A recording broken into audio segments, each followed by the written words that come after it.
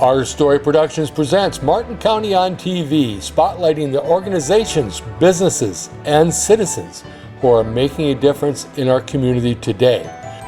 And with interviews and stories done by local television shows over the last 25 years, here you're sure to learn more about the county we call home. Get ready, for this is Martin County on TV. Hello, I'm Jeff Rouse, executive producer of Our Story Productions. We hope you've been enjoying our latest venture, Martin County on TV. It's been quite a year. The coronavirus has not only affected and concerned many about the health of themselves and others, but it's also negatively affected most of the businesses and organizations of our community, not excluding Our Story Productions. So we made the decision not to film any new interviews throughout the end of the year for the safety of our guests. We will still be airing shows featuring flashback segments that have been filmed over the last 25 years that are sure to interest you, our viewers. We hope you enjoy these flashback segments that truly represent our rich history and look forward to bringing you new stories in the near future. Now it's time for Martin County on TV Flashback. Welcome back to Hometown Focus. I'm Michael Burgraff. Joining me here in studio is one of Fairmont's residents, entrepreneurs, and business people, Jake Fretty of Jake's RV and Salvage and Railroad. Jake, thank you for coming in today. Thank you for having me, Appreciate Michael. you coming in. It's fun to be here. Well, good. Little background. How long have you been in the salvage business? 40 years. 40 years. 40 years, yeah. Why did you pick the salvage business? Well, I don't know that I had a brother that was in it. And he was kind of the instigator of this thing. He had one down in Mason City, Iowa, there in that area. And he got me involved. So that's how we really got into it.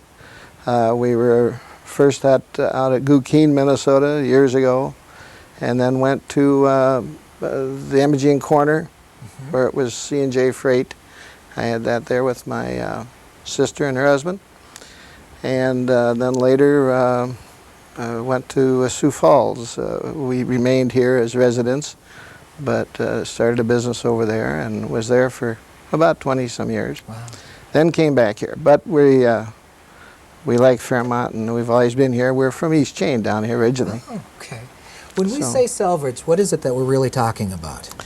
Well, we're talking about several things. Probably the salvage, bankruptcies, closeouts, discontinued items, in them areas, different things.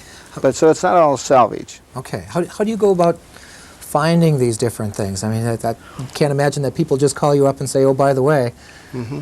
Well, you know what, Michael, they kind of do. They do? We have, yeah. Okay. There's kind of a network of through either banks or different avenues. We do have, that's what they do. They call us up and ask us if we're interested, and they have this for sale or need to get rid of that. Then we have some steadies that we do business with in our RV salvage. We do business with the different RV manufacturers. And there again, we get their overages, their returns, their discontinued, and what have you in that. So that's kind of the way we get it. With the RV salvage, I can't imagine there are a lot of businesses that are out there. How did you start with the RVs? Well, we sold out in Sioux Falls in the mid-'80s and came back to spend our time here in Fairmont, and had a place out north of town that we purchased more or less for room to park vehicles and what have you, in case a deal came along. Uh-huh. And then my son showed some interest, and Randy, and so he came in with us, and that's kind of the way that happened. But we looked around, and you know, today in smaller communities, I believe that we need something that we can draw people from outside that area, whatever that area might be, that radius. And there wasn't any RV salvage places. So I thought that might be interesting, so we tried that. And it's worked very well. It's been something that's led us back into the other salvage again, or the closeouts, the carpet business, the furniture business and what have you, but that's how we got into the salvage, and that's the RV part of it. You've mentioned your son Randy. I understand that you are going to pass on the family business, so to speak. As a matter of fact, we have some videotape of the salvage area and some other things. Why don't we roll that, and you can tell us maybe a little bit about what it is we're seeing, and then we'll talk about what Randy's up to. All right. Well, that's our sign. There's our place. It's out north of town at 24.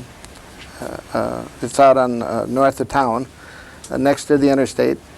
It was really a chicken farm years ago. Oh. We remodeled it and made it into what you see now. That's our carpet room. There's some of our floor. Do you have a covering. large turnover? I mean, do you see a lot of things coming in and out? Yeah, we do. We're very fortunate in that way that we have it come in, and very fortunate that it goes out too. But yeah, we do. We have from, I suppose, it's safe to say, from close to a semi and a half a week of stuff coming in again. So. And you handle all upholstery. sorts. I mean, you handle the tables and the chairs we see, the carpeting. Are there things? What sort of things do you do out there that people may not know that you have?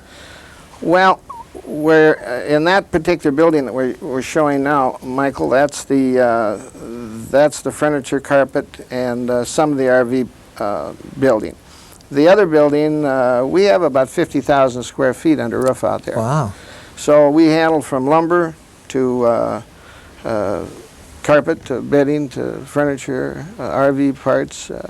We used to years ago be a little bit in the grocery business, but that's the thing of the past. And now we're looking at a new venture. It's not new from the standpoint that we've always been in the automobile business out there, but we needed the room, and we purchased the old Fleet and Farm building here on Blue Earth Avenue, and we're moving our car business down there. Also in that building, we're going to go onto the internet with our RV parts and accessories. Okay. So, and Randy's getting that Modernizing and technology going up? Well, a little bit, a little bit. How's Randy doing? He's doing very good, you know, proud of him, and he's done a great job. Good for him. Great job, yeah. The auto lot, are those new and used cars? Just used. Just used cars. Yeah, used. And you're Trucks. still working on some of that, I take it. We're still working on that. We got some work to do in the building to get the windows in across the front, and so yeah, there's some work to be done down there yet. But. Okay. How long do you plan on staying in the business? Well, I don't know. As long as I feel well, I'm having the best time of my life, Mike. I've never had so much fun. Well, good to for have you. your son in business with you, you can't ask for much more. No, you know? that sounds so wonderful. we're enjoying what we're doing, and we take it day by day, and the nice part about it, I don't have to, you know, if I don't want to go to work, I don't have to. Well, that is a nice job. Yeah, that is a a lot good of people job. who'd like that. Yeah, I think that's very true. Yeah. Now, just as a clarification, you really do go through different dealers and banks and that sort of thing. You don't get phone calls from people saying, I have things that I'd like you to come over and pick up. No, not used merchandise, no. Okay. We don't do that. We do strictly from the manufacturer or from the distributor standpoint, that type of thing. So these really are top quality. Oh yeah, we get a little of everything. I don't want you, we get some items that aren't top quality, but it's priced accordingly. And that's the way we get some of each. And we get some first quality, a lot of first quality stuff. You're an entrepreneur and a businessman. How have you seen the business climate here in Fairmont change? You've been in this a while, or has it? Yes, it has. I see our community as a whole changing a lot. I see a lot of neatness. I see a lot of pride going into our area, whether it be Sherburne, Blue Earth, Fairmont, the whole area. I just see our agricultural, the rural area. I see pride going in that. I see a lot of it. And that's all for good business. People, I think, like to come to our area for different reasons. You're in one that I really am impressed with Thank you. the Opera House. I think that brings in many people from around the area and outside the area, which is important. When we mention that, we have the RV Salvage. We ship from quite a ways. We ship quite a ways out to different states, and so it's important that we have that type of interest. And but yours is a very good example. Well, thank you. Jake, I want to thank you for coming in today. It was Thank a you for pleasure having me. meeting you. Really do appreciate it. Well, thank you. Welcome back. Life's luxuries today reflect a much more complicated society than that of 50 years ago. In this week's interview, Cathy talked with one woman who recalls for us those finer things in life from a simpler time.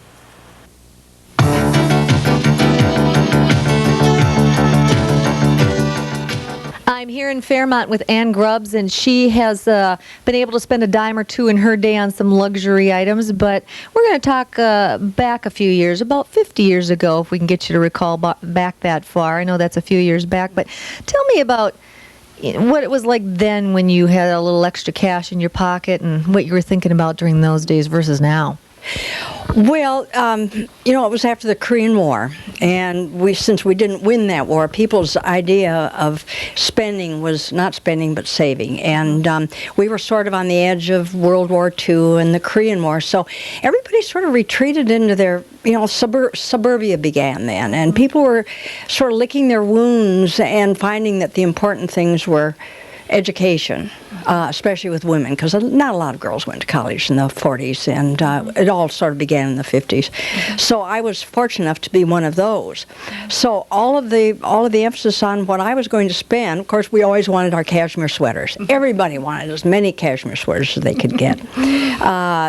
We thought of having a car finally in college and in our young married life, but these were all things that were just sort of minor. They weren't priorities, and we weren't consumers then. That ugly word that they call everybody now. Yeah. So what was important? The things that were beautiful and important were taking a train ride back to college, or going home in Christmas time on a train instead of a plane. Planes, we were certainly flying then back and forth to college.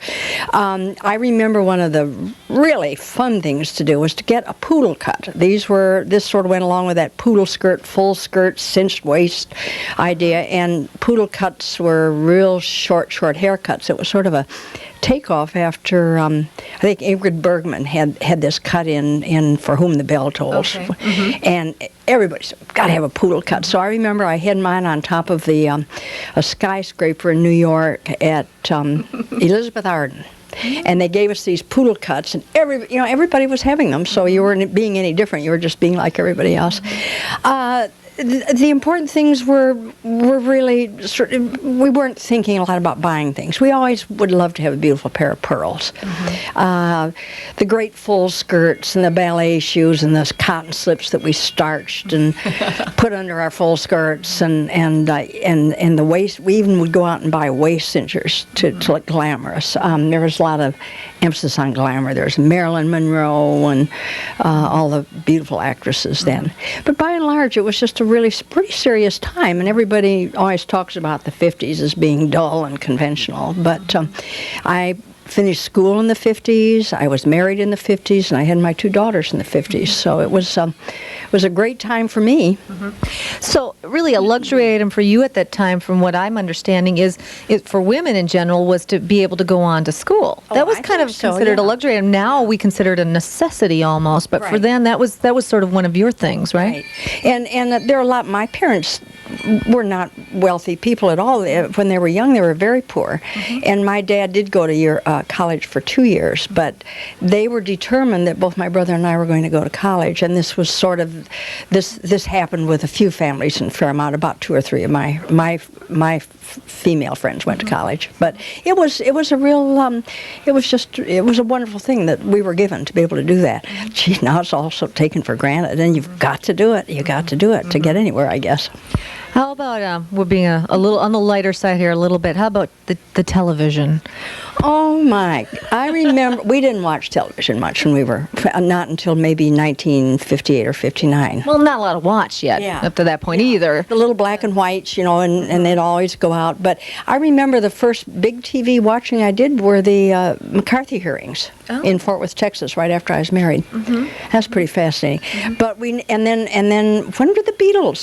That was in the 60s. Earl 63. Oh, okay. Well, forget that. That's after my time. But I remember my daughters. Yeah. But things like the Mickey Mouse Club, and we watched. Did finally have a color TV in about 1958. Was our first color TV, or 57 or 58. And we watched the Russian satellite launched, and so there's a lot of interesting stuff going on then. Well, it was memorable things then versus now, where there's just so much you don't remember from day to day what you see in there. So then it was kind of a big event. Yeah, I think we're very lucky. We didn't have a huge number of choices. We had boundaries, and within these boundaries and the choices that we had, everything took a little more time, and we were able to savor things more. I do feel sort of sorry now for the young kids especially, and I know it's a tough time for young kids, but we enjoyed every bit of it up. But, you know, it seems like some things don't ever change. I mean, the cashmere sweaters, it's coming around again. We all want cashmere sweaters again, don't we? No, but I mean... My daughters didn't want them. Very expensive. But I mean, the smaller sort of, little luxury things. I mean, those, all through the years, we've always had that sort of a little, if we got that little thing, it makes you feel a little special, makes you feel a little happier about yourself. That really hasn't changed, has it? We all have to do that, don't we? Yeah. We had everything that everybody wants now. We wanted to. We just wanted one of everything, not two or three or four. That's a big difference. That's a huge difference. And when you made reference to the train ride, I think that's very important, that we, now this day, we try to sell that sort of as nostalgia, the train ride as nostalgia, when in those days it was considered quite a nice little trip when you got on a train. You took your books and you went with friends usually, if it was back to college. I went to New York once to go to Catherine Gibbs because I didn't know what to do with my college degree, so my father sent me to secretarial school. So you see, then what did we do? We either got married or we became teachers or secretaries. And I sure as heck didn't want to get married right away, which I ended up doing anyway because I met my husband in San Francisco about 2 months after I took my first job with a TV studio, and as a matter of fact, with KPIX. So we were all hunting for work, and then we were going to travel. Just traveling became so important in our lives too. And travel is still really important today, but I'd like to thank you so much for taking some reminiscing time with us today. It was really fun, and I hope people 50 years from now can do the same thing and do some comparison of their own. And you're still, 72 years young. You have a lot of luxury still to live in your life, don't you? Well, I don't know about luxury, but I feel very lucky just for what I have here. Well, thank you so much for being with us today. Thank you, Cathy. It was nice that you did this kind of a program. Welcome back to Hometown Focus. I'm your host, Michael Burgraff. The old Fairmont Railroad Depot is no longer sitting next to the tracks at the north edge of town. Jeff Hagen has a story about a depot moving to the other side of the tracks. Jeff? It isn't every day that you can see one railroad depot passing another on a roadway.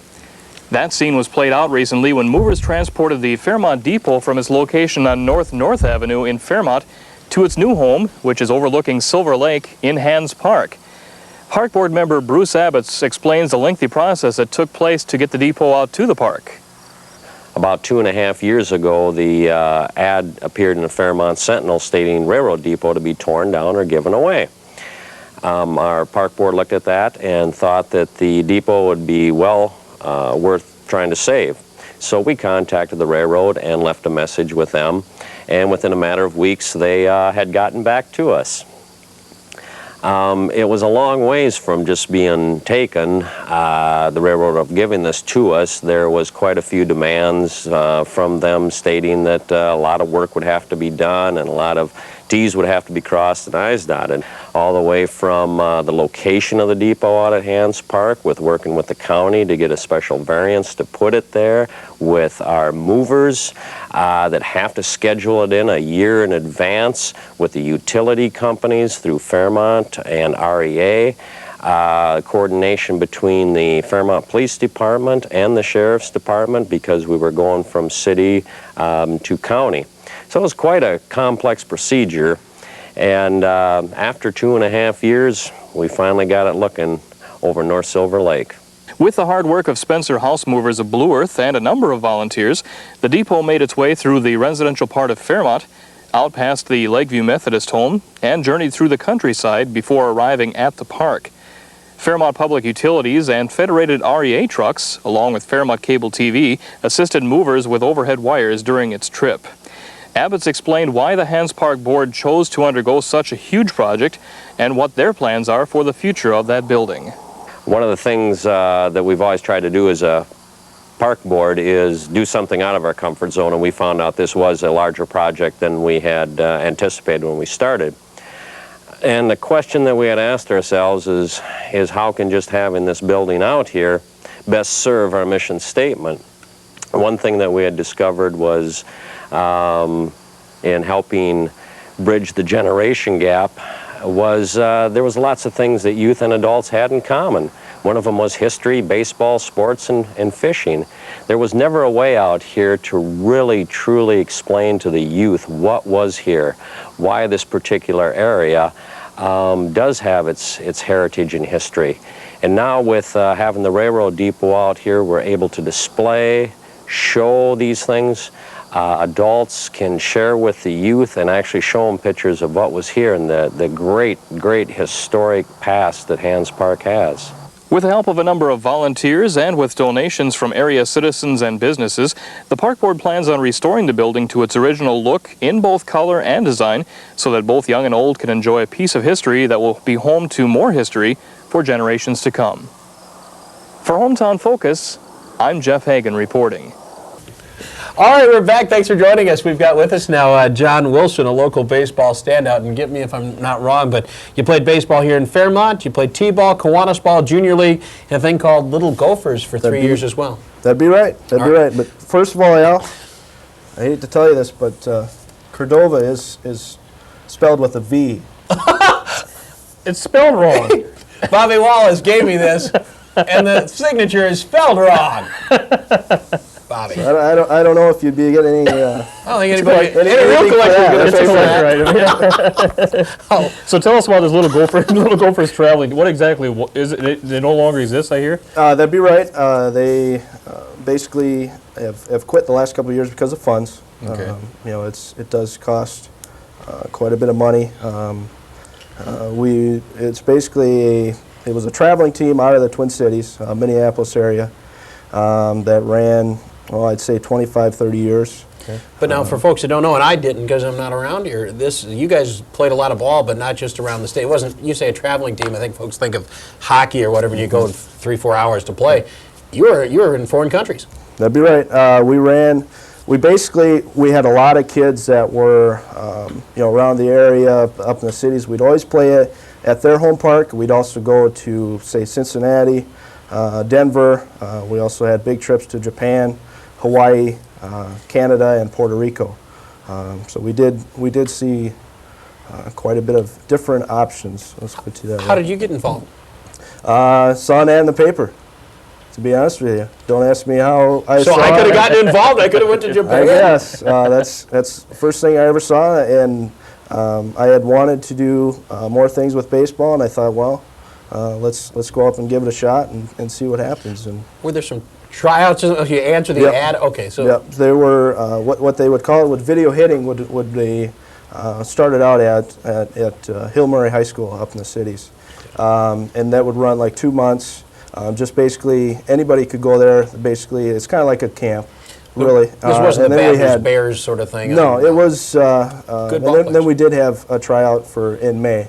And we'd had the first year I was there, there were 70 kids there. And 20 would be on the roster. How far did your career go? Where did you I still play. I still play for the Fairmont Martins here in town. The last, basically, competitive-wise, I was a 4-year college player at Grandview College down in Des Moines. I was 4 years All-American down there. Outstanding. And injuries kind of came into play, and here I am. playing for the Martins again. Basically for the fun of it. And as far as the Martins, so we can give them a plug, you play all summer long. About when does the season start? Is there preseason? Do you go to Florida to practice before the season? I wish we did. I wish we did. Unless somebody wants to give us some money, we should go. Go to Adams Park, though. More than really. We go south to Ann's Park. But we start basically mid-May, go all the way through to about August. Depends on how And far how far we do you go. travel? Just around the area. Farthest we've got a game is Pipestone. All right. Well, John, we do appreciate you coming in and talking baseball. Thank you. And appreciate that tip on Cordova. And I would think you'd think that Tony Oliva, the eye isn't with a little smiley face then. Yeah. That's probably out, too. I think you're in trouble. Thanks. bet. Appreciate you coming in. My guest today has a little bit of experience in the restaurant business, so about 28, 30 years or so. Maybe a few more. Maybe a few more than that. 40. Yeah. Welcome the now former owner of Behne's, Janette Behne. Nice to have you here. Same here. I'm just an honor to be here. Well, thank you. I wanted to talk to you a little bit about when you originally opened Behne's. It was in the 70s, I believe, That's 72 right. maybe, around there. Around there. And tell me a little bit about why you chose to open the type of restaurant you did at that time here in the Fairmont area. Okay, my husband was in the grain business and he was with Pillsbury. And my mother was always in the restaurant business. I grew up in it, you know, I've had much experience. And it kind of gets in your blood. And I worked for Bill Etter, the coach at Sherburne that opened up Etter's Supper Club, you know, and he was pretty green at it, you know. And I kind of tipped him here and there, you know, what helped him and got him off to a good start. And I kind of wanted to get into a place of my own.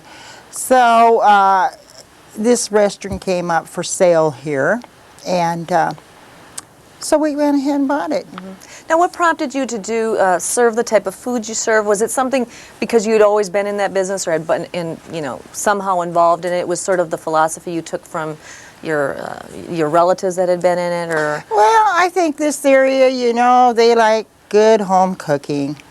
And their mashed potatoes and gravy made from scratch, you know, that's the way people were reared around here. So we tried to do that and, you know, serve sandwiches and home-cooked meals. And you were very successful. Oh, I mean, we you did end up going somewhere else, and we'll get to that. But and we did a lot of catering then, and we served meals on wheels then. So you were really, and, you were out there in the really community. Involved in it, you know, Tell me about how you sort of have a philosophy on how to run a successful restaurant. Give me your points on that. Okay, and you want to run a restaurant or any business, you got to be very consistent. Not how you feel that day, not how you want to do it that day. You do the same thing every day. Right. Yeah, and your consistency of the quality of your product, you have to be always on it, you know. And your friendliness and your consistency for the customer is very important. I always try to get across to my employees that you should treat the customer just like you want to be treated. How do you want to be treated when you go out? This is an important point, and we have some video of Behne's that is now, you have now sold it. It is Yes, not no longer yours, I'm but retired now. they're keeping the name. We're going to roll that video and show a little bit about that. A lot of people, most people have probably been inside, but we'll show a little bit of that. And the point you make about service, I think, is very important. Do you think Chip, the new owner now, is that philosophy is still there, that service is very important, cleanliness, the things you brought out? Do you think that those things are still alive in the restaurant now? Yes, I do. I was impressed with Chip. I think he'll do very well. He's young, he's got a lot of experience, and he was brought up in the business just like I was. And I think the big thing is he's much younger than I am. He can probably He can run faster, huh? That's right. Now, I learned to be a smarter worker. There's your pies. Now, those are, you know, you're very famous for pies. Is that your recipe there he's got? Or you better believe it, and he better just keep doing them like that. They look great. They look pretty good there, yes. don't they? Now, one thing that he has added that you weren't doing before, and I believe that's breakfast now? Right. Well, years ago we did. Okay. But this time we decided we would just handle what we could because we were getting older, you know. Yeah. Do you think that's a good area to venture into for the restaurant? Just try to do a little breakfast. Oh, definitely. Yeah. It's an excellent one. You bet. For the younger guy here who can. Well, sure. You know, it's more hours, and that's fine. It's wonderful. I think it's great that he's doing it because that's what a restaurant's for, after all. Right, exactly. Serve the people. They must have wanted it, correct? Yeah, that's right. Now, after you sold the restaurant in the 70s, you went down to Arkansas. That was going to be sort of a retirement. You found a place in Arkansas you like, and you ran that. Did you use the same philosophy at that time? I did. I really did. As far as running the business, it was a different type of a business. It's more of a white tablecloth, formal dining. It was a huge place. You served some very famous people. Yes, we did. We catered down there, and we also served President Clinton and Hillary. And one cute little thing is the little dishwasher that was going to college. She was going to be a veterinarian. I told her one day, I said, now, you know, Clinton's coming. That's when he's running for governor. I said, you know, he's going to be in the restaurant today because he's speaking at one of the lunches in one of the rooms. Oh, he won't come back to the kitchen. I said, oh, yes, he will. And sure enough, he went through the whole place. You know, he's a politician. You bet. And Hillary came with him then, too, after he lost the governorship, you know, because for a while there she didn't have too much. But then that's what it took to get to the White House. And we served Sam Walton, and we had Tom Bosley in. And they did the movie, was it The Black and the Gray, or that one movie? We had quite a few of those actors in. So you've had a lot of experience serving a lot of different people. We sure did. And, well, you're retiring now, aren't you? I sure Go am. enjoy it. Thank you so much for glad. being here today. You're welcome. Take care. I enjoyed it. Martin County on TV, Flashback. Well, there you have it, another episode of Martin County on TV. We hope you enjoyed this episode, and we welcome you to tune in again. Thank our sponsors for making this happen, and remember, it's not just the past, but the present that tells our story.